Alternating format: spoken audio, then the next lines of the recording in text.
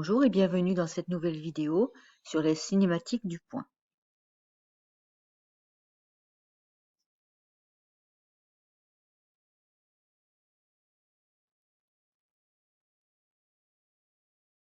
Commençons par des rappels.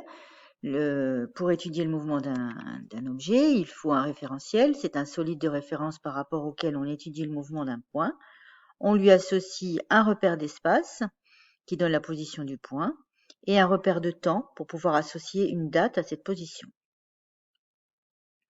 Donc pour décrire le mouvement, il faudra décrire la trajectoire.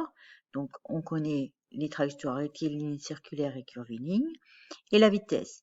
Et pour la vitesse, il faudra savoir si le mouvement est accéléré, uniforme ou décéléré. Pour ça, on étudiera trois vecteurs. Il faudra le vecteur position pour savoir où se trouve l'objet, et en général le centre de gravité, la vitesse, et il faudra aussi s'intéresser à l'accélération qui est la représentation de la variation de la vitesse. Donc là, ici, vous voyez une trajectoire, la trajectoire en bleu. Donc si on suit le mouvement d'un point, un M, eh ben, on va suivre cette trajectoire. Ça revient à étudier le déplacement du vecteur OM. Donc le vecteur position, c'est le vecteur qui est défini dans le repère OIJK par XI plus YJ plus ZK. Pour ce vecteur, vous avez vu qu'il est relié à la variation du vecteur des positions, delta OM, ça c'est le déplacement par rapport au temps. Donc si le déplacement est très court, c'est-à-dire si l'intervalle de temps est très petit, temps vers 0, mathématiquement on peut associer la variation delta à un petit d qui devient donc la dérivée. Donc le vecteur vitesse est la dérivée du vecteur déplacement, du vecteur position plutôt, et on dérive chaque coordonnée, dx, y, dy, etc. Pour l'accélération, de la même façon, on sait que l'accélération c'est une variation de vitesse, et pour la même raison que tout à l'heure, si la variation est très courte, on peut associer ça à une dérivée. Donc l'accélération c'est la dérivée de la vitesse en fonction du temps. Alors, comment peut-on d'abord calculer V et A à partir du vecteur position? Donc, étudions une chute, la chute d'une balle. Voilà les coordonnées du vecteur position sur les trois axes. Alors, première chose pour calculer V, on a dit qu'il fallait prendre la vitesse. Donc, c'est la dérivée de OM par rapport au temps. Et donc, on va prendre la dérivée de chaque coordonnée, dx sur dt, dy sur dt, dz sur dt. Donc, qu'est-ce que ça donne? Si x est une constante, donc ça donne 0. Y, c'est aussi une constante, ça donne 0. Et pour Z, on a une équation du second degré. Donc ici, ça nous fait 2 fois 4,9 t, 2t. 3 fois t, ça donne une dérivée 3. Et 7, ça donne 0. Voilà.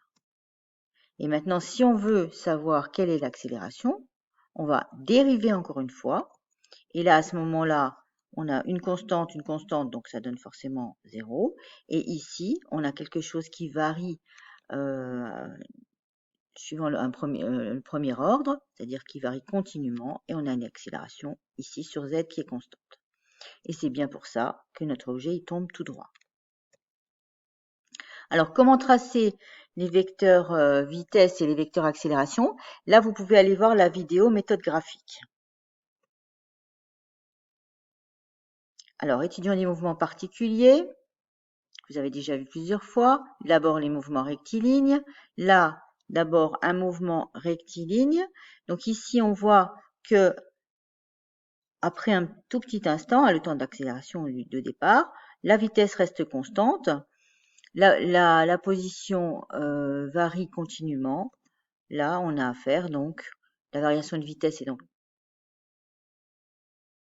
la variation de déplacement, la vitesse est constante, et donc on a un mouvement, l'accélération est nulle, un mouvement rectiligne uniforme.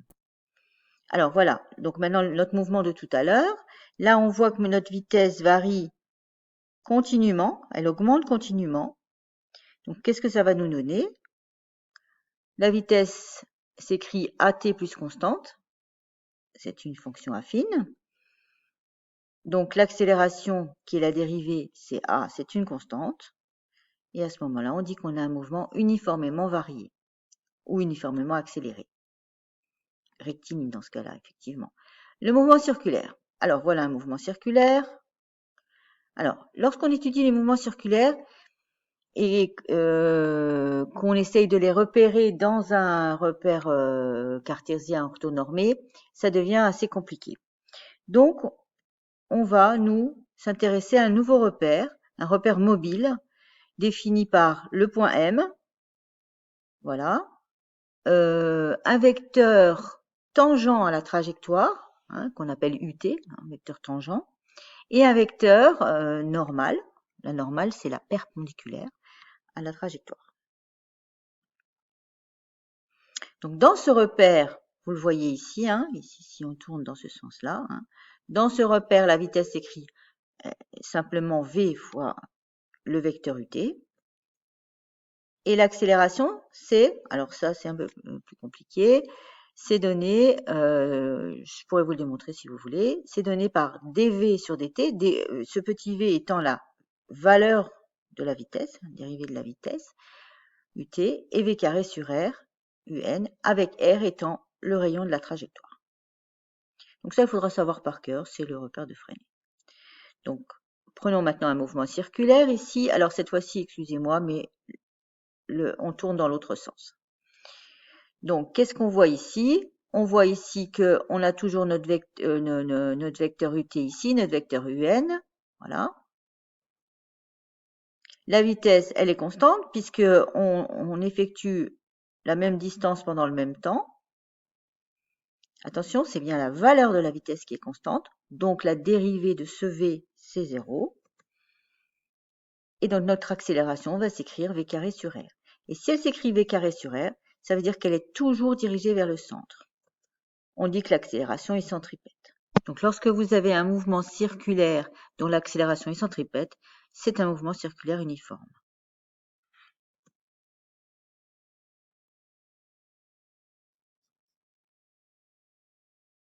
Alors, que faut-il en retenir? Déjà, pour étudier un mouvement, on doit choisir un référentiel d'étude associé à un repère. Au lycée, on se limitera à l'étude d'un point particulier, en général le centre de gravité, et c'est ce qu'on appelle la cinématique du point. Donc, pour décrire le mouvement, il faut décrire la trajectoire et la vitesse. Par exemple, on parle de rectiligne uniforme. Pour cela, il faudra étudier trois vecteurs.